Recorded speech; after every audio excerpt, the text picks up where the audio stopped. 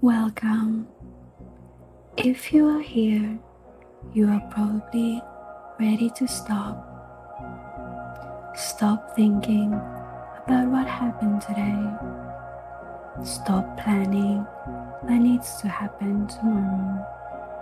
Stop the quiet running list in the back of your mind that never quite switches off on its own. This is Eyes Closed, a place where we slow everything down. Together with stories, not dramatic stories, not stories that ask anything of you, just long, gentle, interesting stories about ordinary things. So here is what I would like you to do right now. Find your position, the one you actually sleep in, not the polite sitting up position, but the real one.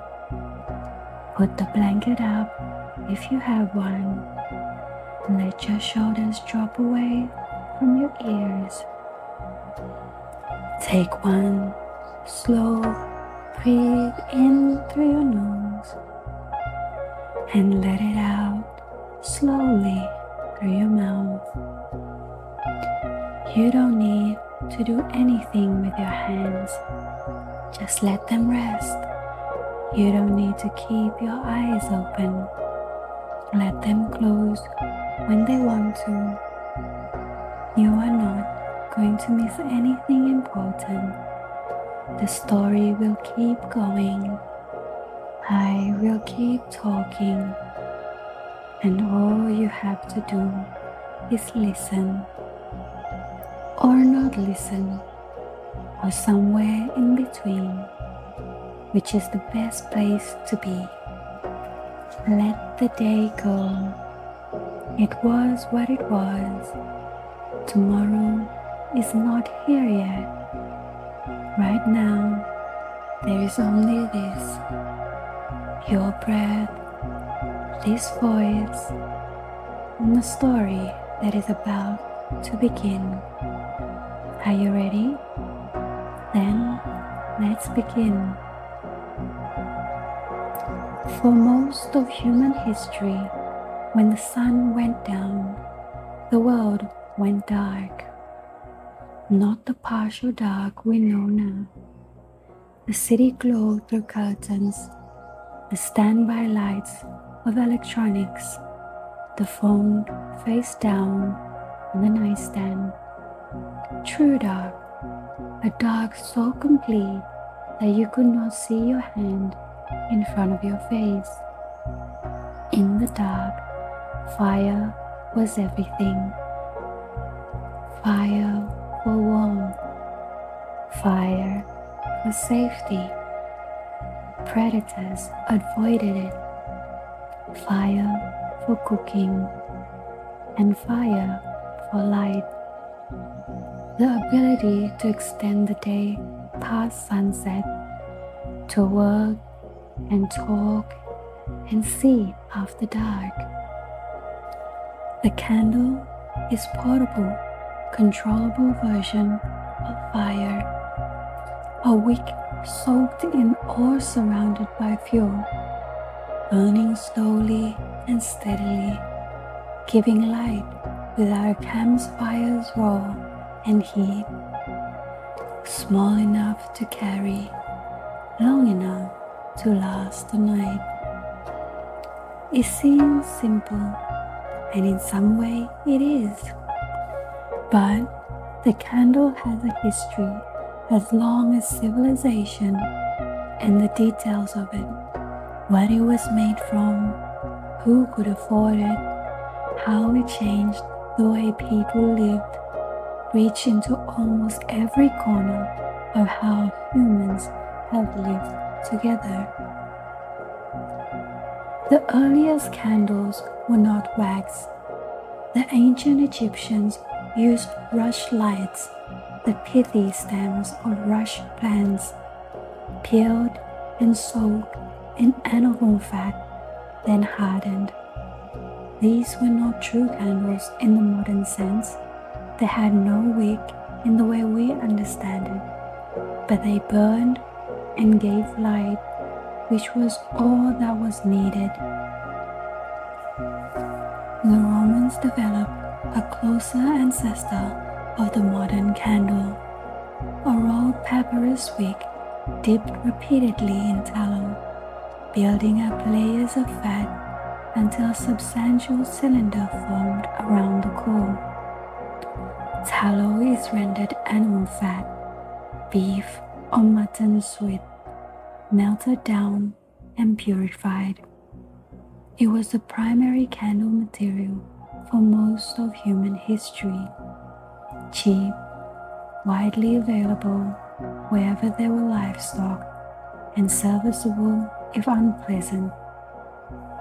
Tallow candies smelled, they smoked, they guttered and dripped and needed constant trimming of their wicks, which would char and curl and cause the flame to flicker and smoke if left too long.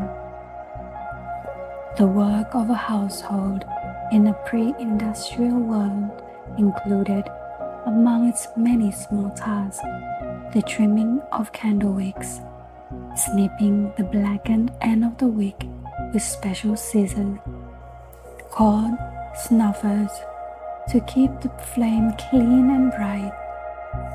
Candle snuffers were a household implement as ordinary as a spoon. Today, they exist as decorative objects sold in gift shops to people who find them charming without knowing what they were for. There was a better candle material than tallow, beeswax. Beeswax candle burned cleanly with almost no smoke. They gave a brighter, steadier flame. They smelled of honey rather than burning fat. They did not drip as badly as tallow. They were, in every way, superior. They were also considerably more expensive.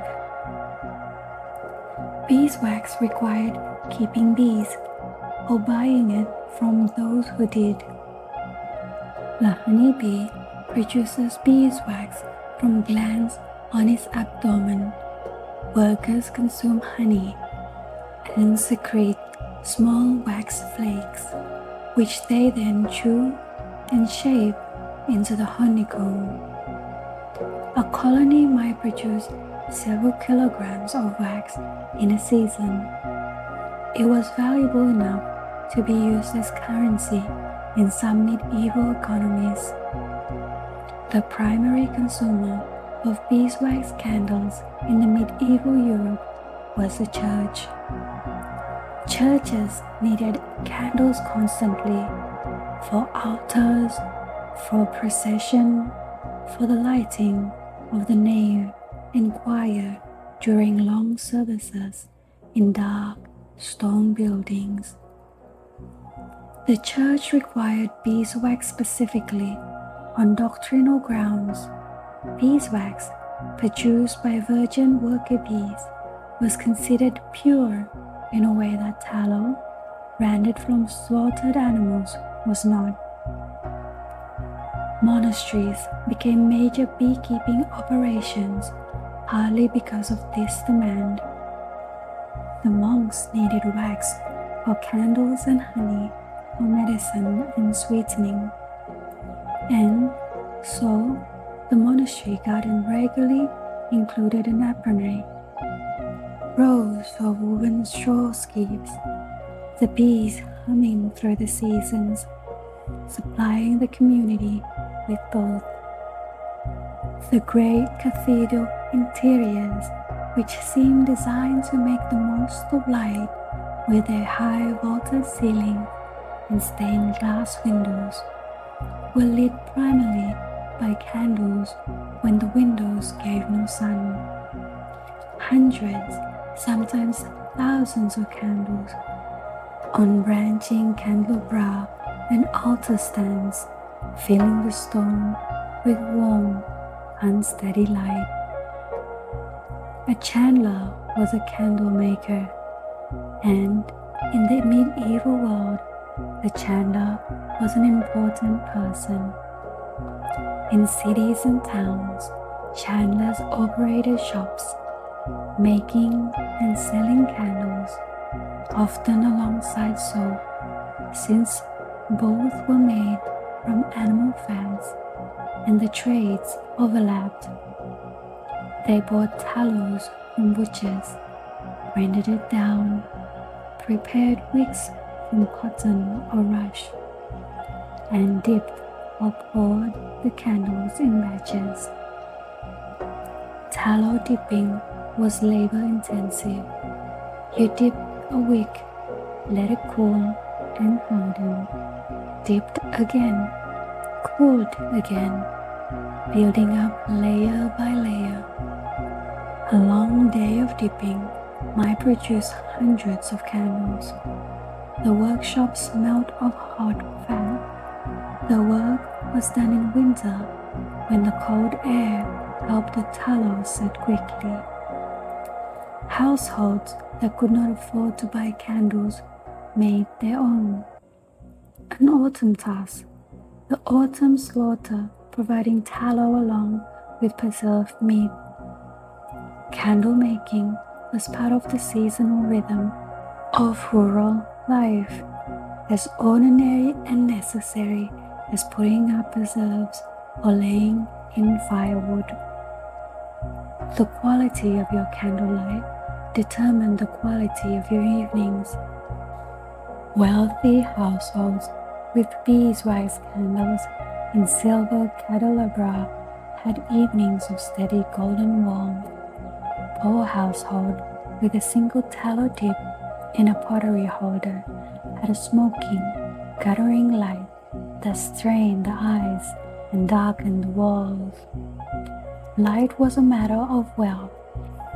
In a way, it is impossible to imagine today, when we flick a switch without thinking. In the 18th century, the finest candles in the world were made from a substance called spermaceti. Spermaceti comes from the head cavity of the sperm whale, a waxy oil that the whale uses for buoyancy and possibly for focusing its echolocation clicks. When this oil is exposed to air and cools, it solidifies into crystalline white wax. Spermaceti candles were extraordinary. They burned brighter than any other candle, so bright that they became the standard unit of measurement for light density. The candela, the unit of luminous intensity in the modern scientific system, was originally defined as the light produced by one spermaceti candle of a specific size burning at a specific rate. The light of a sperm whale's head, quantified and made into a unit of measurement that is still used today. Spermaceti candles drove the great American whaling industry of the 18th and 19th centuries. Ships out of Nantucket and New Bedford sailed to every ocean, hunting sperm whales for the oil in their bodies and the spermaceti in their heads. Herman Melville sailed on a whaling ship and wrote Moby Dick, the great white sperm whale hunted across the world, is a story that grew directly from this industry. The whaling industry collapsed when petroleum was discovered and kerosene lamps replaced candles for everyday lighting in the 1850s and 1860s. The sperm whale was saved, ultimately not by conservation but by chemistry. The candle you burn today is almost certainly made from paraffin wax. Paraffin is a byproduct of petroleum refining. A waxy solid separated from crude oil during the process of producing kerosene and other fuels. It was first produced commercially in the 1850s, and it transformed candle making. Paraffin was cheap, consistent, odorless, and burned cleanly. It could be produced in enormous quantities as a byproduct of an industry, oil refining, that was growing rapidly anyway. Paraffin candles were suddenly affordable for everyone. At the same time, kerosene lamps and later electric lights were making candles obsolete from everyday illumination. Candles stopped being the tool and became something else. Objects of atmospheres, of ritual, of comfort. The candle you light on a dinner table is not there because you need the light. Your house has electric light. The candle is there because candlelight is warm and soft, and it makes food look better and people look kinder, and the room feel like somewhere worth being. The candle has gone from necessity to luxury to something that might be called emotional technology. Soy wax candles made from hydrogenated soybean oil became popular in the 1990s as a more sustainable alternative to paraffin. Beeswax candle has never gone away, still considered the purest and cleanest burning. Coconut wax is used in some premium candles. Each material has its advocates, and the wicks are still cotton, and the flame is still flame, and the light is still the same warm, unsteady, ancient thing it has always been. Let's think about the flame for a moment. A candle flame is not a simple thing. It is a complex chemical process happening at multiple temperatures in different zones, all within a space the size of a small fruit.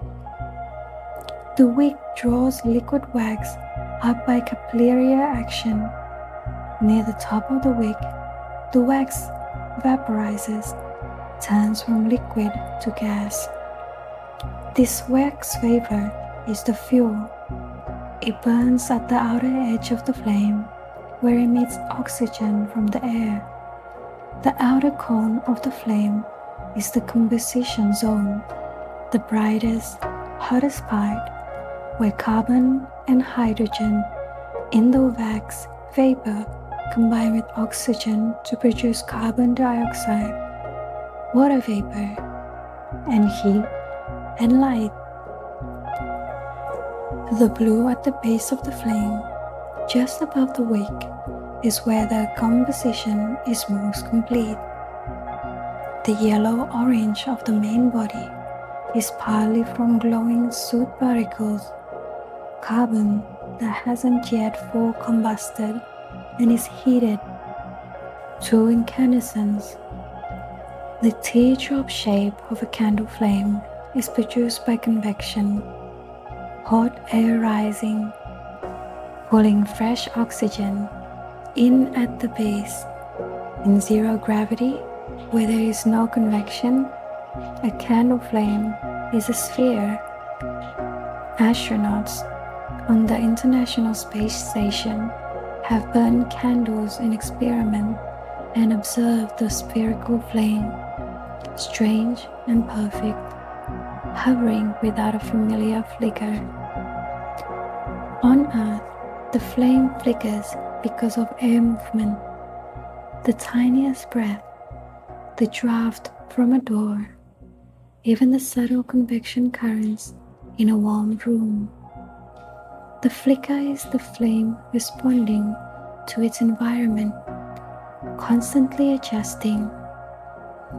This is why candlelight feels alive in a way electric light does not, because it is alive in the sense that matters.